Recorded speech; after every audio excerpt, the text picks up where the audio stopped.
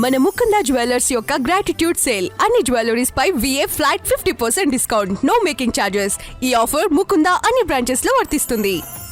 America, Iran, Israel ఈ మూడు యుద్ధంలో కొట్టుకు చేస్తుంటే అఫ్ కోర్స్ మిగతా దేశాలకి ఏంటంటే ఇంకా ఆయిల్ రవాణా సౌకర్యం సరిగ్గా లేదు కాబట్టి వాళ్ళ ఇబ్బందులు వాళ్ళకు ఉంటాయి. ఇవన్నీ పక్కన పెట్టేస్తే దుబాయ్లో 19 మంది ఇండియన్స్ని అరెస్ట్ చేశారు. ఎందుకు అరెస్ట్ చేశారు? అసలు యుద్ధానికి ఇండియన్స్ని అరెస్ట్ చేయడానికి సంబంధం ఏంటి? అంటే ఇండియన్స్ని అరెస్ట్ చేశారని కాదు, చాలామందిని అరెస్ట్ చేస్తే అందులో 19 మంది ఇండియన్స్ కూడా ఉన్నారు. యాక్చువల్గా విషయం ఏంటంటే అది.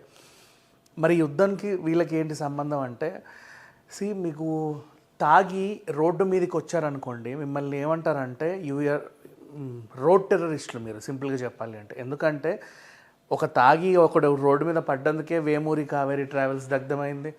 ఒకడు తాగి రోడ్డు మీదకి రావడం బట్టే ఇంకెవడికో యాక్సిడెంట్ అవుతుంది.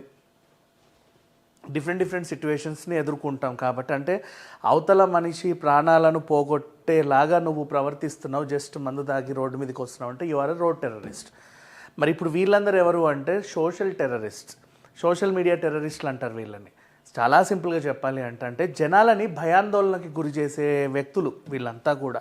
వాళ్ళ సోషల్ మీడియాలో యుద్ధానికి సంబంధించి జనాలు బెదిరిపోయేలాగా, భయపడేలాగా వీడియోలు పెట్టడం, అండ్ అంటే ఏఐలో క్రియేట్ చేసి నిజంగా ఏదో వార్ జరుగుతున్నట్టుగా, ఇంకా పెద్ద న్యూక్లియర్ రియాక్టర్లు ప్రయోగించినట్టు, ఒక ప్రాంతం ధ్వంసం అయిపోయినట్టు, ఇంకేదో చేసినట్టు. ఇప్పుడు ఆకాశంలో డ్రోన్లు తిరుగుతాం, అది ఓకే, ఆల్రెడీ మనం చాలామంది పెట్టారు కాబట్టి చూసాం. నిజంగా ఏం జరగకపోయినా సరే చాలా పెద్ద ఏదో జరిగిపోతుంది, ఇంకా సేపట్లో ఇంకా ప్రపంచం అంతమైపోతుంది, ఇంకా 3వ ప్రపంచ యుద్ధం స్టార్ట్ అవబోతుంది, యుద్ధంలోకి వాళ్ళు వచ్చారు, వీళ్ళు ఇచ్చారు, వాళ్ళు వచ్చారు, ఇంక ఏదేదో జరిగిపోతుందని చెప్పేసి అంటే జనాలు భయపడతా ఉంటారు. అయ్యో ఏదో అయిపోతుంది, ఈ జనరేషన్ ఇక్కడికేనా, నెక్స్ట్ మాకు జనరేషన్ ఉండదా, మా పిల్లల భవిష్యత్తు ఏంటని పేరెంట్స్, మా భవిష్యత్తు ఏంటని ఆ పిల్లలు, వీళ్ళందరూ కూడా ఎట్లా అంటే మానసిక వేదనకి గురవుతారు. ఆ మానసిక వేదనకి గురైన వాళ్ళల్లో చాలామంది ఆత్మహత్యలు చేసుకుంటున్నారు. ఎట్లా అంటే ఇంక అయిపోయింది, ఎందుకు ఏదో ఒక మిజైల్ వచ్చి పోయే ప్రాణం ఎందుకు, అదేదో సుఖంగా ఇట్లే పోదాం, గబుక్కున ఏదైనా బుల్లెట్లో బాంబో తగిలి కాలో చెయ్యో పోతే జీవితాంతం మనం బాధపడాల్సి ఉంటుంది, అదేదో ఇప్పుడే హాయిగా చచ్చిపోదాం రండి అని చెప్పి మూకుమ్మడిగా ఏదో చేసేసుకుంటున్నారు. దానికి కారణం ఎవరు అంటే వాళ్ళని ఎవరు భయపెడుతున్నారు అంటే ఏదో చూడడం అంటే వల్లే కదా. ఇప్పుడు అరచేతిలో మొబైల్ ఫోన్ ఉంది, బ్రౌజ్ చేస్తున్న కొద్దీ యుద్ధం గురించి వార్తలు తెలుసుకోండి, తప్పులేదు. ఆల్మోస్ట్ నేషనల్ మీడియా అంతా కవర్ చేస్తుంది, పెద్ద ఛానల్స్ ఉన్నాయి, ఎప్పుడు ఏం జరుగుద్దో అప్పటికప్పుడు అప్డేట్స్ ఇచ్చేవాళ్ళు ఉన్నారు. అసలు ఇంకా చెప్పాలి అంటే యాక్చువల్గా అంత పెద్ద తెలుసుకోవాల్సిన అవసరం లేదు, సీరియస్లీ. వై? బికాజ్ ఇప్పుడు 2వ ప్రపంచ యుద్ధం తర్వాత ఇప్పుడు జరిగే ఈ యుద్ధం ఏదైతే ఉందో దీనివల్ల ఏంటంటే మెంటల్ ఇల్నెస్కి గురై చాలామంది ప్రాణాలు తీసుకుంటున్నారు. అంటే యుద్ధం వల్ల ఎవరు చావట్లా, పరోక్షంగా ఈ మరణాలు వస్తున్నాయి. మరి దీనికి కారణం ఎవరు? మనమే కదా. ఆ 2వ ప్రపంచ యుద్ధం జరిగినప్పుడు ఇంత మీడియా లేదు, ఏదో జరిగిందంట అని వీళ్ళు మాట్లాడుకుంటే తప్ప ఇంకొకరికి తెలియని కూడా తెలియదు. ఇంకొన్ని దేశాలకు అసలు ఆ యుద్ధం జరిగినట్టు కూడా తెలియదు, అంటే ఇంకో వైపు ఉండే వాళ్ళకి.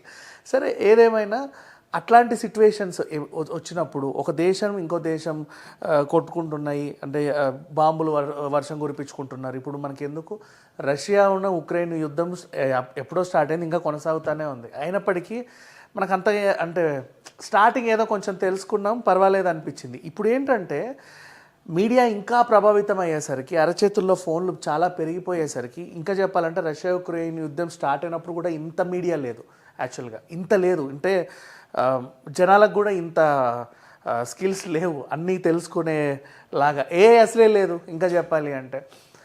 ఇప్పుడు ఏంటి, మీమ్స్ చేస్తున్నారు, కామెడీలు చేస్తున్నారు. ఖమేనీ ఆయిల్ అమ్ముకుంటుంటే మోడీ వచ్చి కొనుక్కెళ్ళడం, పుతిన్ వచ్చి కొనుక్కెళ్ళడం, ట్రంప్ వస్తున్నప్పుడు మిసైల్ వేయడం, ఇట్లా అంటే ఈ జోక్సే పార్ట్. నెక్స్ట్ జనాల్ని అంటే ఇది క్రియేట్ చేసినోడు అన్నీ చేసేస్తున్నాడు, ఏవేవో జరిగిపోతున్నాయి బయట అని చెప్పేసి. అంటే ఇట్లాంటి వాళ్ళు క్రియేటర్సే కాదు, దాని ప్రమోటర్స్, వీళ్ళందరినీ కూడా దుబాయ్లో యుఏఈ వాళ్ళు అరెస్టులు చేస్తూ ఉంటే ఒక 25 మంది అరెస్ట్ అయితే అందులో 19 మంది ఇండియన్స్ ఉంటున్నారు. ఓ 40 మందిని అరెస్ట్ చేస్తే అందులో 30 మంది ఇండియన్స్ ఉంటున్నారు. ఎందుకు మనకు అంత ఆతృత, అంత అవసరమే ఉంది? ప్రపంచం వ్యాప్తంగా పరువు తీసుకోవడం అంటే ఇదే, ఇంకా సింపుల్గా చెప్పాలి అంటే. ఎప్పుడైనా సరే, నాట్ ఓన్లీ వార్ అనే కాదు, ఏం జరిగినా సరే జనాల్ని భయపెట్టొద్దు. ఇప్పుడు గ్యాస్ ఏదో అయిపోతుంది, గ్యాస్ ఏదో అయిపోయిందని చెప్పి జనాలను భయపెడుతున్నారు బయటికి వెళ్తే. అదేంటి మన ఊబర్, ఓలా ఈ బుక్ చేస్తుంటే రావట్ల కార్లు. ఎందుకంటే చాలా మినిమం చిన్న క్యాబ్స్ ఉంటాయి కదా, ఇప్పుడు వేగనర్ లాంటి క్యాబ్స్ వస్తాయి సీడన్ కాకుండా. ఇట్లాంటివన్నీ కూడా ఈ హ్యాచ్ బ్యాగ్స్ అన్నీ కూడా మోస్ట్లీ సిఎన్జి మీదే రన్ అవుతున్నాయి. వాళ్ళు భయపడుతున్నారు. అండ్ నెక్స్ట్ ఇంకేంటో ఇట్లా చాలామంది అన్ని రకాలుగా సఫర్ అవుతున్నారు. హలీంని కట్టెల పొయ్యి మీద వండుతున్నారంట, బిర్యానీలు కట్టెల పొయ్యి మీద చేస్తున్నారంట, ఇంకా సిలిండర్లు దొరకవంట, అదంట ఇదంట అని జనాలు భయపెడుతున్నారు. ఉన్నంత వాడుకోండి హ్యాపీగా. ఏంటి సరే అయిపోయిందా అప్పుడు చూసుకుందాం. ప్రత్యామ్నాయంగా ఎలక్ట్రిక్ ఇండక్షన్లు ఉన్నాయి, ఇంకేవో ఉంటాయి 100 ప్రోడక్ట్స్ ఉంటాయి. మనకు కావాలనుకుంటే, మన అవసరాలు తీర్చుకోవాలనుకుంటే. సరే గ్యాస్ వచ్చింది అయిపోయింది, అసలు గ్యాసే లేని రోజుల్లో బ్రతకలేరా జనాలు? మరి ఇంకేంటి, ప్రతిదానికో ప్రత్యామ్నాయం ఉంటుంది. కానీ భయపెడుతున్నారు చూసారా జనాల్ని, ఏదో అయిపోతుంది. ఇట్లాంటివే చేయడం అనుకోండి దయచేసి. Thank you so much.